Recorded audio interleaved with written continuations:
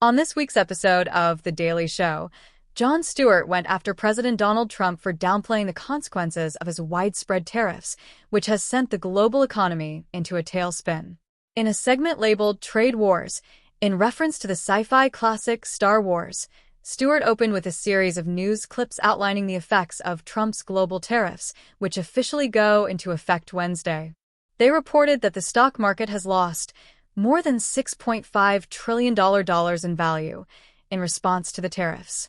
One economist called the drop an economic Armageddon. This turmoil could have lasting effects on the global economy, on everyday Americans, and most worryingly, the stock portfolios of members of Congress, Stewart said. Mr. President, now is the time to soothe a worried nation. Stewart then played another news clip that detailed a social media post from Trump. The post read, "Don't be weak. Don't be stupid. Don't be a panikin, a new party based on weak and stupid people. Panikin? The genius who gave us classics like Sleepy Joe and Crooked Hillary just shit out. You're just a panikin?" Stewart joked. How about hysterocrats? Repusicans? How about cryantologists?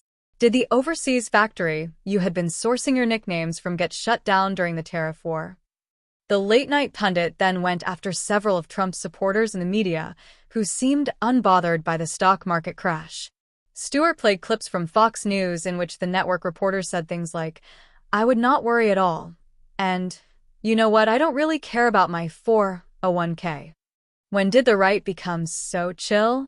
Stewart asked, "Aren't you the Bud Light is turning my kids trans folks? But economic meltdown, and you're getting all philosophical?" Stewart ended the segment on a more serious note, digging into Trump for blaming the rest of the world for the global economy that the U.S. essentially created. "We continue to blame everybody else in the world that we designed and policed after World War II, Stewart said. "We're the richest country in the world, ever. We're not the world's victims. If we have inequalities in this country, that's on us. It's not a supply problem. It's not on fair trade for the most part. It's an investment and distribution problem. It's our fucking fault. And it's not saying we can't make adjustments and renegotiate things, but it didn't have to be this reckless.